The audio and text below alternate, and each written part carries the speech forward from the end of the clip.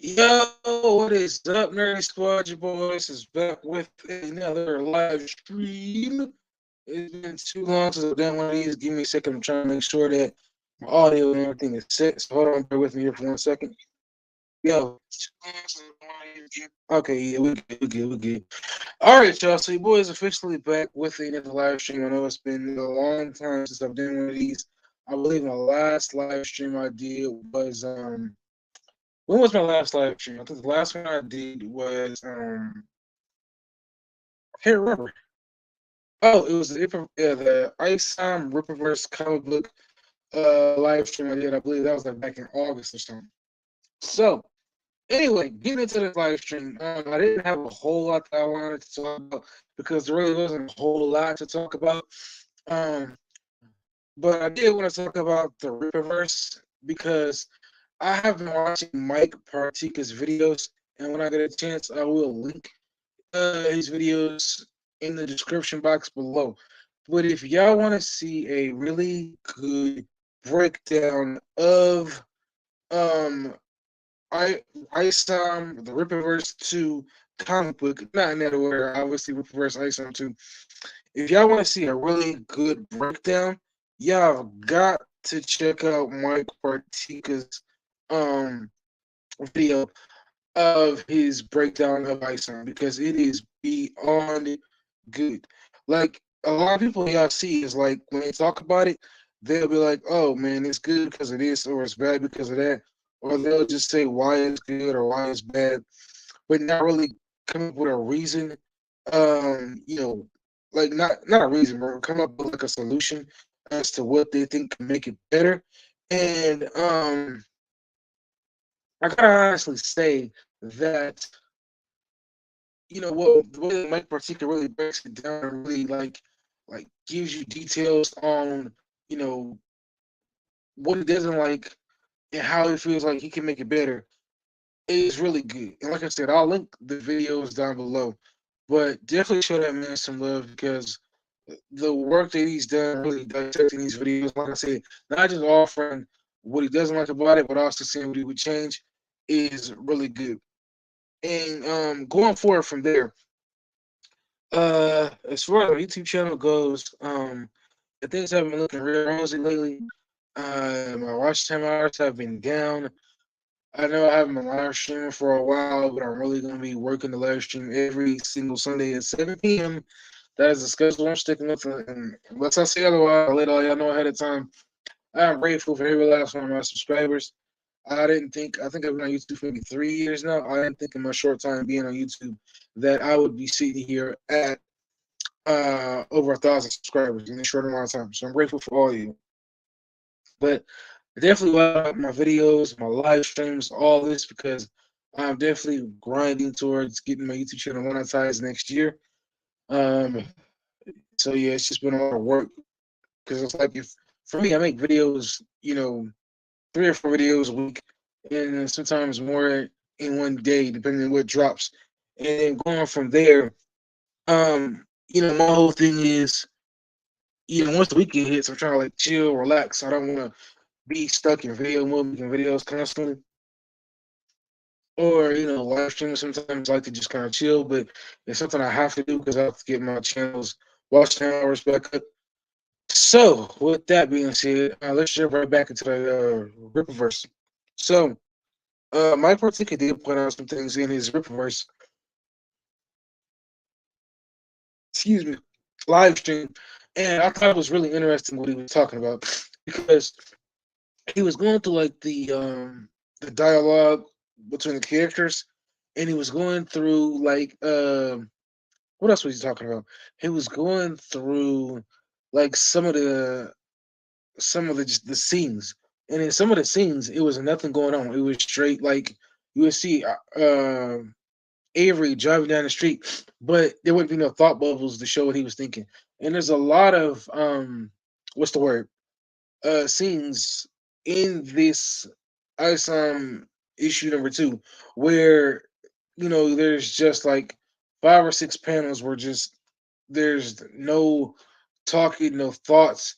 And I don't know if it's by design that it's that way, But I think it would have been good if Eric July would have at least had some thought bubbles or some talking or something. But to have, you know, the to have so many panels where there's no talking, there's no thoughts, no nothing. It does feel weird. You know what I'm saying?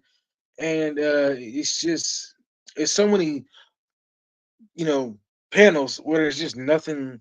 There's no talking. And so I just thought that was really weird. And I thought Mike's video, I think it's not his most recent video, with the last video he did. I can't think of the name of it, where he was like, you know, you don't. He was basically getting on people who get on him about the videos, basically saying how you don't want to do something, but you want to have everything spoon fed to you. And Michael was like, "Yeah, I'm freaking starving over here, so yes, I want something spoon fed to me."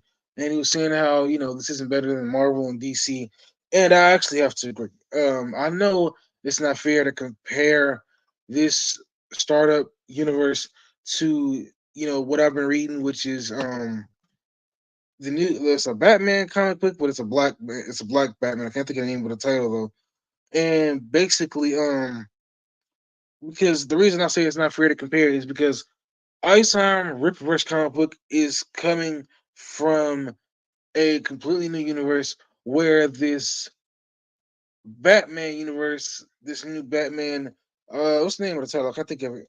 Tim Fox plays new Batman, but basically the next Batman.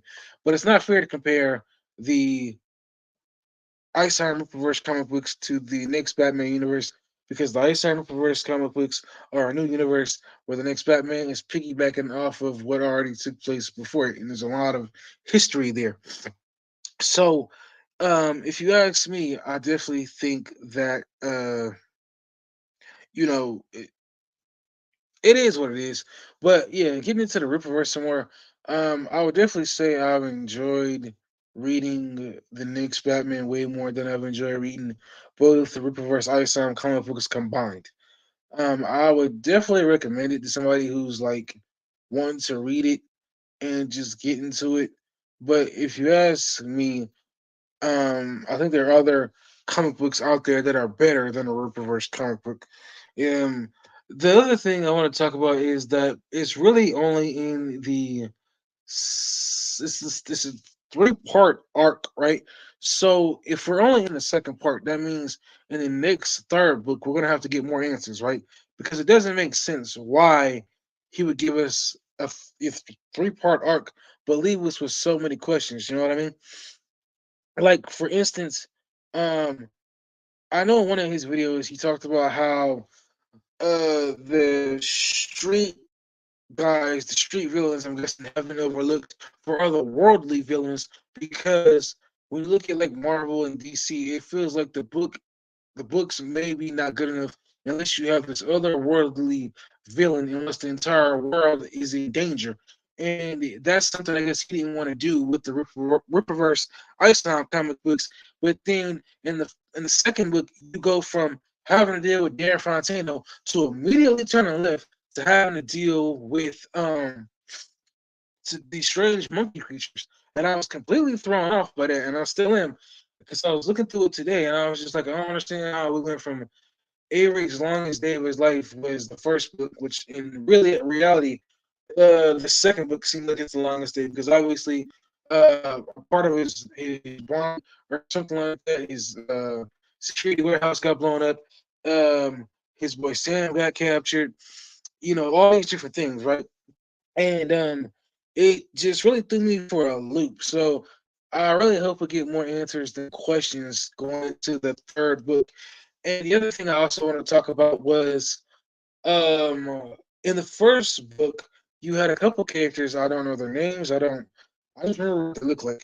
You had a chick and a guy. The chick had some type of energy orb in her hand. They were sitting looks like kind of off to themselves in a club, and the guy's eyes, his eyes glowed. We did not get their names or anything about their characters. They just kind of saw in a bar. And somebody in one of Matt Partika's videos made a good comment when he was saying how he feels like the Isom books should focus on Isom instead of a lot of these different characters unless you're moving the story forward. And this is something that I really wanted Mike Partika to talk about, which was the Um, the Alpha Core pages in the Rippaverse Isom 2 comic book. Mike, if you're watching this, man, even if it's a short video, please just discuss that page because there's something I wanted to talk about. So, in the Superman movie, I believe, was it the second Superman movie or the first one that came out starring Christopher Reeves? And I've said this in my video before that the Alpha Core characters remind um, me of villains from a Superman film, and I'm trying to look it up to see. But there's the and the reason is somebody brought it up. I don't know if it was on Twitter or something like that, and then Eric Sly had to go online and defend himself. But there was I'm trying to see if I can find it. Um, I'm trying to go online and see if I can find it, see which movie it was. I think it was the second one, because the first one he had to deal with Lex Luthor. So I'm trying to see. I think it was the second one. But anyway, it was these three characters. Okay, so there was General Zod. I can't remember what the chick's name is, and then there was the big dude in the back. But they're kind of reminding me of um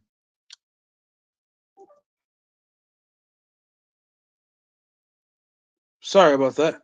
So yeah, the characters from the Rippaverse do remind me of um the characters from the Superman movie, because when you look at the characters in the Superman movie, you got General Zod, same thing with the Alpha Core characters, and you got General Zod, and then you got the main Braxton guy, I think is what his name is, or Brian Solaris, I can't remember which one it is, who's the guy with the cape. And that's pretty much General Zod. Then you move on to the chick, whatever her name is. Um, both there's two chicks, one for the Superman 2 movie, one for the Alpha Core, and then you got the last guy, I think it's Brian Braxton or whatever it is, whichever one is Brian Saxon and Brian Solaris, I don't know, but then he doesn't talk. And in one of the panels you see him looking at Avery sleeping, and excuse me, this is of course after the two of the characters leave. But I'm sitting there looking at this and I'm like, what is going on here? Why is he watching him sleep? Do they know that Avery is a exit? Do they know he has powers? Do they know that he's ice? I'm like, what is going on here? And there's something that I wanted to go back to the first book and talk about. Like, why in the first book when uh Avery is getting into it with um Yara, when he's dropped, you clearly see the Alpha Core standing around him as he's laying on the car, but none of them went up to actually save him. At least the two that can fly went up to actually save him when he was being dropped like a sack of potatoes from the vehicle. And I'm really sitting here thinking, like, why didn't that happen? You know what I mean? He just landed on the car. He went to the hospital. So I don't know if maybe the Alpha Core knows he's an exit. I don't know if they know that he's ASOM, but it's like, it just doesn't make any sense. If I had a question for Eric July, I kind of wonder why didn't he put a mask on Isom and just kept him maskless? Like, I know, because here's the thing, right? Like with Batman, unless you can tell his voice or you see him without his mask, then boom, you don't know that he's Batman. Superman, all he does is flip his hair, take off his glasses, and nobody knows who he is. And it's really weird because obviously you're looking at him and you're looking at the exact same person. So it does make me wonder why didn't you know Eric put a mask on Isom. But that was something I wanted to talk about. And I also want to talk about not every character I understand is going to appear in each and every single book. So I understand the chick and the dude from the first book weren't going to appear in the second book. I understand that I just wish we'd have got their names. I understand that who else is it? I understand that the Norfolk guys were not going to be in every book. They seem like an otherworldly kind of characters. I just wish he could have gave him a better name than Norfolk. And then coming to find out, I think one of the guys is from he's from as Gore or, which basically sounds way too much like Asgard, if you ask me. That's something I think Eric needs to change the name of. Instead of having it as Gore or, just change the name completely. I've seen people in the comment section. I don't know if this was also what Mike was saying. Don't quote me on this, but Eric Schley has a bad way with naming characters. Um, yeah, I'm not a big fan of a lot of the characters. No, I ain't gonna say that. I ain't gonna say that. I ain't gonna say that. I'm a fan of some, but I just want to know more about these characters. And I know we're not gonna know everything in the first issue, but I just feel like we need to know more about these characters. Um, what else was it that I wanted to say about this? So, looking at looking at more into the second issue. When you look at Chad Rand, this is another thing that I wanted Mike to talk about in this video was the look of Chad Rand in the second issue. On the cover, he looks like a badass, but on the actual book, he looks terrible. It looked like his whole body is deformed. It looks like his upper body is turned one way just a little bit, and his lower half is turned another way, and it's really, really strange, if you ask me. You know what I mean? And the same thing can be said about the Rippaverse Isom issue number one cover, where you kind of see a little turn there in the cover. And I just thought that was a little weird, so I was curious about that. I don't know if anybody else had the same, you know, thought that I had, but that was just me. Um, but again, getting back into why Eric July talked about the street guys have been forgotten, and then it goes from Dan Fontano being the big bad to now we're moving to this strange world of monkey creatures that live in this huge cave in the earth. And I'm like, I don't get that. I don't get that. And I know he has the Gooding book dropping next year. I'm not gonna lie to y'all. Aside from Gooding making an appearance, I don't really care about the Gooding book at all. He just seems like he's like a kind of do a little bit of everything kind of type of guy. He, puts out fires. He has the drones that he uses, and just all that kind of stuff. It's like he's kind of like a one man shop kind of thing. And I'm not really interested in a Gooding book, but I'll most likely definitely check it out. I'm sure we're gonna hear more about it once we get closer to the release date. I know he has Mike Barron working on that. Dixon working on Alpha Core, and then he has the Saska sisters working on the Yara book. And I know that's one. I know that one's gonna be a hot seller. I think the sales might dip a little bit when it comes to the Alpha Core book, but I definitely think they're gonna go up when you go talk to Yara, because Yara is gonna be when you talk about Yara, because Yara is gonna be the book that is gonna do I think really good numbers, because that's what everybody has been waiting for. I do wonder what her involvement is. Like I said, there's so many questions but not enough answers, and it does make me wonder. Get into the third book when it eventually does come out. Are we gonna officially get all the answers that we've been wanting? You know what I mean? The Norfolk guys. Iceheim's powers, I think I got two of them, which is healing and super strength. Because obviously, this dude wouldn't be going into a cave punching people if he didn't have some type of super strength. Obviously, he ain't got no type of Iron Man suit, so it's got to be something, right? And then, what else is there? What else is there? The second issue. What's up with Jasmine? She's still MIA. Now, I had a theory that Jasmine might actually be more than what she appears to be, a family friend in trouble, because there's just something about it. Um, there's just something about it that just doesn't click with me about her character and why she went from being a friend who disappeared to now it's not even really knowing what's going on with her character. You know what I'm saying? So yeah, that it's been really strange with that going on. And yeah. So aside from that, I'm trying to think if there's anything else I want to talk about. Yeah, so I know I'm going back to my particular videos, but like I said, I did watch all three. Great job dissecting them. I'll definitely have a link to one, maybe a three of his videos down below. Definitely support him. Definitely subscribe.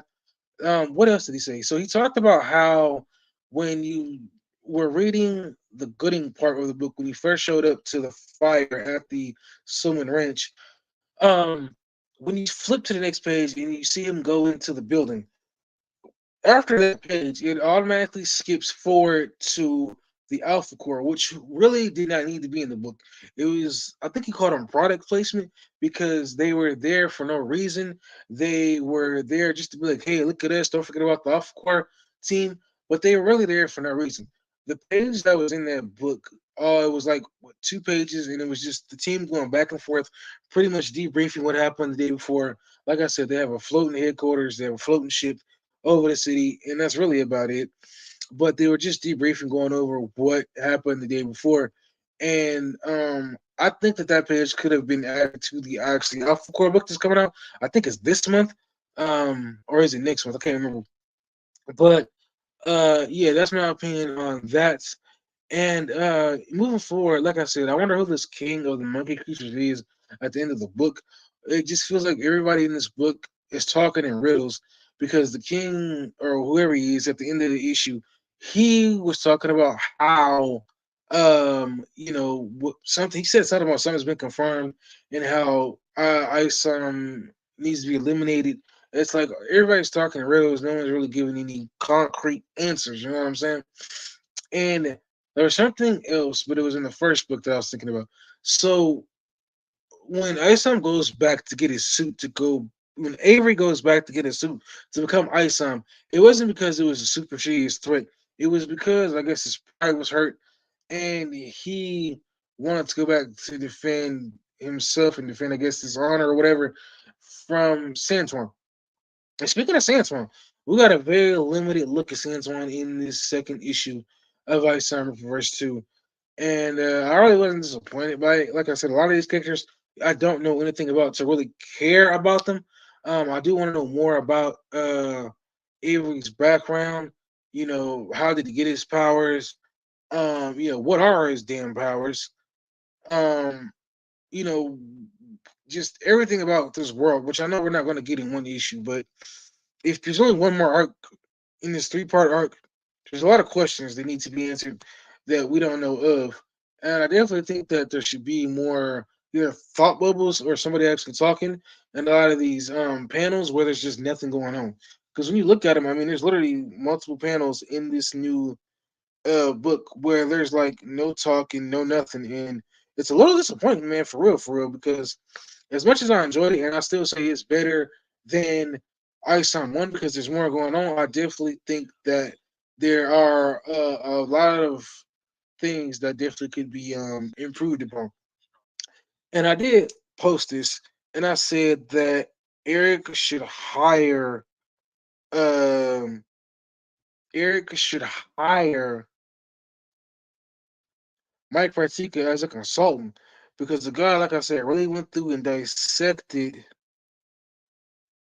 um he really went through and really dissected the alpha I mean the Rippaverse ISOM 1 and 2, especially 2. He really went through and really dissected the book, and that's where I think like you know Eric July should really bring him home as a consultant because he really pointed out a lot of mistakes, a lot of things that I'm sure a lot of people didn't point out. I've seen some reviews. A lot of people didn't do what he did.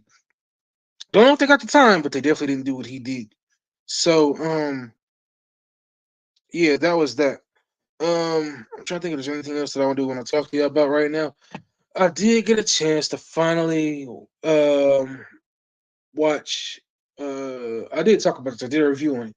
The what was it? It just came out. The Loki season 2, episode 1, which I enjoyed a lot. Excuse me, it's been a long day. I enjoyed Loki season 2 a lot. I thought it was great. I thought it was fun to watch. I definitely um cannot wait for the next episode. I know it's a little crazy with this whole, with his body going from past, present, future, and then back again, or just going everywhere. I thought it was a good episode. I thought it was fun. I thought the action was cool to watch, just from beginning to end. I know at the end they made it seem like he may not have make it back in time. Obviously, it's called Loki. So obviously the season is about him. And of course, you had the appearance of Sylvia at the end at the old school McDonald's way back in, I believe, like 82 or 83 or something like that. I thought that was pretty cool. I didn't really pay attention to much of the CGI, but I thought it looked good compared to what we got in the last show with I forgot the name of the show that fast, but whatever it is, you know, it didn't matter too much. But yeah, I think the show is gonna be a lot better. I didn't think anything was a whole lot was wrong with the Nick Fury show, but I did think that the Nick Fury show should have been an entire arc. Um, I don't think that it should have just been that one little small piece because to me it just didn't make sense why they would just have that small. Um, it didn't make sense to me why they would just have that small part in the show and then do nothing else with it. Just kind of give me 1 second here.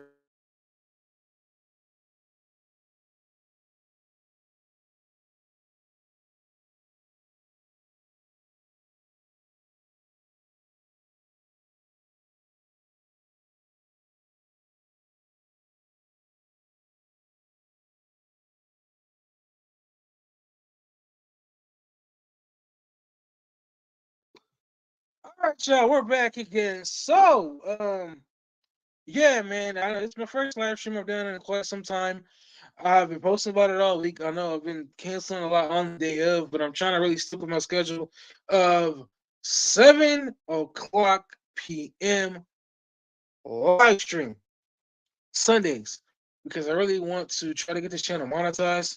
And I got literally right now, I'm sitting at, I'll definitely let y'all know. Your boy is sitting at 1,163 YouTube subscribers.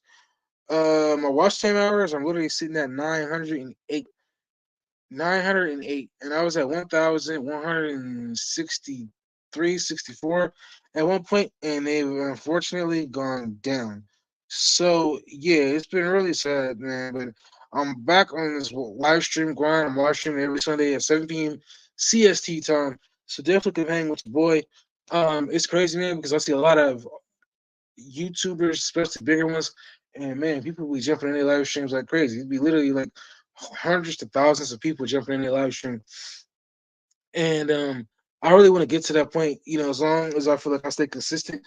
I feel like eventually I'll get to a point where eventually, people will really start joining my live streams.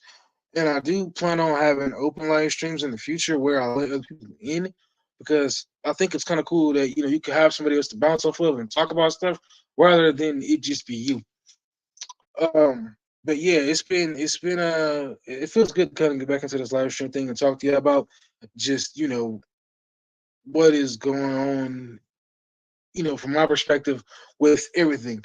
And speaking of some other stuff, man, we gotta talk about Marvel because I've seen a couple YouTubers talk about this not Daredevil, I'm sorry, but this what is it I gotta talk about? I gotta talk about Blade situation. Okay, so here's my thought on the Blade situation, man. I think from what I've seen, from what I've heard, it's on its third rewrite. And I think at this point, Marvel just needs to go ahead and cancel the Blade series. Rip the band-aid off, people. Just cancel the Blade series at this point, man. Because it just doesn't make sense. And then I believe Nerd culture is toxic. Said that they were trying to incorporate Blade's daughter, which I didn't know until recently. He had a daughter, and then I guess Marshall Lee didn't like the idea, and I guess he wants them to just focus on Blade, which makes sense because the title of the movie is called Blade, not Blade and his daughter, and not Blade's daughter. It's just simply titled Blade. If they want to add her down the line, I'm okay with that, but it just doesn't make sense to add this character right now. So, yeah, I just think that it just doesn't make sense to me, in my opinion, to have this. I don't think it makes sense to even keep going in this direction with this movie unless they replace Mahershala Ali with somebody else. And no lie, I only seen him was Cottonmouth in the Luke Fox, not the Luke Fox, but the Luke Cage TV show. So I don't know how his fighting style is. I know he does like a lot of big movies, like Oscar winning movies. I know he's an Oscar award winner. But other than that, yeah, I've never really seen anything else that he's really done. So I don't know how his fighting style is. To me, Wesley Snipes is always going to be my Blade. I feel like he played him to a T. Now I know there was another guy who played Blade. I believe it was a TV show. I actually gotta look it up right now because I can't think of who the character is the same life. There was a Blade TV show. Um, but I can't think of the guy who played him. I cannot think of the guy who played him. I have to look this up. There was a Blade TV show some time ago, and I remember I started watching it, but I guess what happened was the viewership started dying down, and I guess that's what they canceled it for. But I didn't start watching until like super year later. I didn't know the damn thing even existed. But yeah, if you ask me, I think they just need to go ahead and just cancel the Blade movie. There's no point in even going forward with it because it just doesn't make sense. Just like rip the band-aid off and call it a day. Nobody I don't think anybody is gonna be butthurt if we don't get a chance to see this Blade movie. At least not immediately until they get the story right, until they get the story down pat. I just think right now Blade just needs to go ahead and just be put to the side. And I'm trying to find the TV show Blade to see if I'm trying to find a TV show Blade to see who played Blade in the TV show. So it's Sticky Fingers. He's the one that played Blade back in like I guess the early two um back in the early 2000s, 2006 I guess. But yeah, I honestly think that they just need to go ahead and shove it. As far as the MCU moving forward, I think we did get some MCU dates uh rearranged. And let me see. I don't know if how recent this is, but let me see. I think some dates did get rearranged recently, so I'm trying to see. Um, I know they did talk about some stuff that's coming out next year in the immediate 2025, but it's mostly just the movies. Um, let me see. MCU 2020. Let me see. MCU is Phase 5 movies. So let me look this up right now. Or what phase are we in? Phase 5, phase 6? Okay, so I'm trying to look and see what we got for phase 5 currently. Having a hard time trying to find it. But I know we got the Daredevil TV show. Eventually that's coming out. I know we got the what else we got to talk about? Let me see. We got the Marvels, which is coming out next month. I think that was this month. Wow. You got Deadpool. Eventually, I guess if it's writer strike overweight, or is it still going? I'm confused. Then you got Captain America: Brave New World. You got the Thunderbolts movie, and that's pretty much it for like the movies. So the Marvels, Deadpool, Captain America, and Thunderbolts. I know Blade had to get moved around because originally I think it was supposed to come out this year, but due to the issue with the script, and now it's going through a third. Now that it's going through its third rewrite, it's just not really happening. So I can understand if people are losing interest in the superhero genre because when it comes to Marvel, they've just been sliding downhill since the end of Endgame. And then of course the DC side, there's been a lot of talk about what is the direction of the DCU because it doesn't seem like to some fans that James Gunn really has a direction for the DCU. It feels like he's just pulling. It feels like he's just spinning his wheels. He's bringing actors from the DCEU, some actors over to the DC, some actors from the DCEU to the DCU, and somebody did a whole video saying how it would be confusing for the average moviegoers because you're looking at the same characters but it's in a completely different universe. And in my opinion, yeah, maybe it will confuse some, but I don't think a lot of the actual everyday people will actually care because unless you're super into this DCU and DCEU, people aren't gonna care. People aren't gonna be paying any attention. And give me a second here. Yeah, I think unless you're a diehard fan or somebody who's really into the Marvel and DC stuff, people aren't really going to be paying it that much of any attention. And yeah, I don't know. I'm trying to be optimistic about what his vision is. So far, I know that we got a new Superman, a new Lois Lane. Some of the characters, Amanda Waller, the guy who plays Blue Beetle, John Cena's Peacemaker, are going to be in the new DCU universe. I'm more focused on the live action than the animated properties. Of course, I probably will watch them, but it's just some of this stuff I don't know anything about. Like Creature Commandos, I think that's coming out next year, 2025. We're getting the live action Superman movie. I know there's still some fans out there, not gonna lie, myself included, that want to have Henry Cavill still be brought back, but I know that's not gonna happen. Obviously, fans are pissed because they're saying that he was fired from playing Superman. I mean, from the DCEU, yes, but when it comes to the DCU, he was never hired for the job. And I'm just trying to be optimistic of what James Gunn's future is for the DCU. Um, I hope that he knows what he's doing. I hope he's taking some stuff from Marvel and he's going to add it over to the DCU to really, you know, try to make it good. Try to, really make it, consistent and really give fans a consistent storyline that connects. Because that's the one thing we didn't get with the DCU. And I know we're gonna have like new Superman, a new Batman, and I know the Batman that with um I know the Batman with Robert Pattinson was approved before he came onto the project. But obviously seeing the success that it had, obviously he ain't gonna shut it down if it's the big box office draw. And having two Batman is definitely gonna be strange with of course the Batman, the Brave and the Bold coming into the picture. But obviously I think with the Brave and the Bold, it's gonna be a much more seasoned Batman versus Robert Pattinson's, new Batman. And I do wonder how this new Batman take is gonna work out, not to compete against Robert Pattinson, but just on his own 2 feet. I do wonder who he's gonna have play Robin, because we haven't had a Robin, I think, since like the '90s movies. And I think that's what's gonna make it interesting is to finally see Robin back on the screen.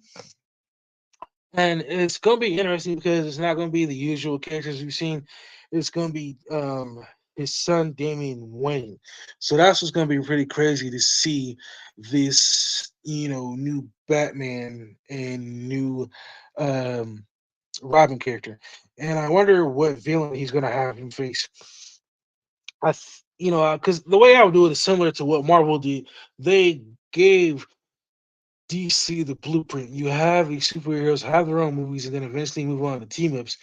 And I know that the universe is pretty much already going to have some established characters in it. Superman's kind of just going to be kind of just coming into it eventually.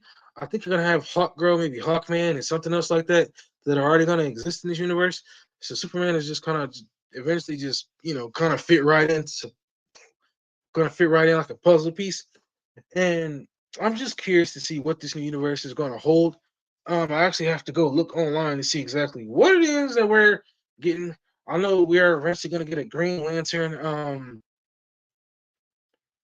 I know eventually we're going to get a Green Lantern, Superman, Batman, Raven the Bold. I think there's going to be a live action Amanda Waller.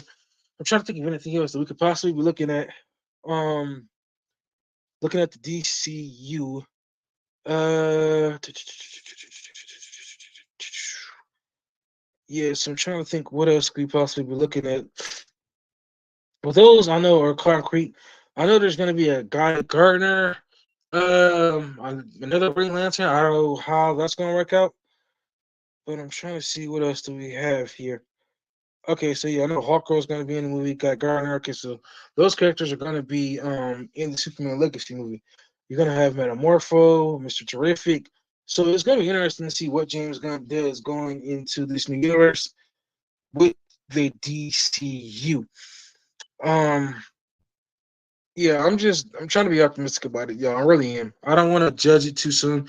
I know there's been a lot of videos people have been making that have been like, "Oh, well, this is why it's gonna suck," or James Gunn has no idea what he's doing, or we've tried to pick his brain on Twitter, but he hasn't given anything. Of course, he's not gonna give anything. He wants to have it all told on the big screen. Why tell y'all beforehand, and then it just ruins the movie?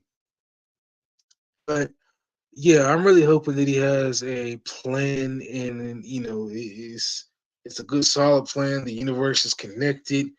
Um, yeah, I don't want to see it be thrown to the wayside, and then just be forgotten about. So, um, yeah, okay, wow. So I forgot about this. Okay, so I'm looking at the titles now. We got Batman, Brave and the Bold, and then you also have Supergirl, Woman of Tomorrow. I don't know if that was a live action movie or animated. I'm pretty sure it's live action.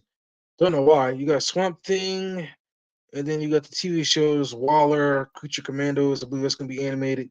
You got Lanterns, which I know is gonna be a live action. Paradise Lost, which is basically gonna be like a prequel story for Wonder Woman.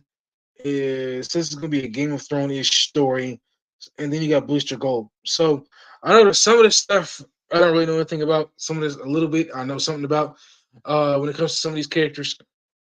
But like I said, I hope that James Gunn really has a story, a real good story to tell, and it's all connected.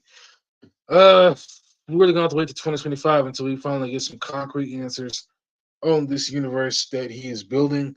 But I know a lot of fans are going to be even crazier going into 2024 because as we get closer going to 2025, and especially next year, when actors and actresses start getting picked and there's more story starts to come out about these different movies and projects that he has going on with DCU.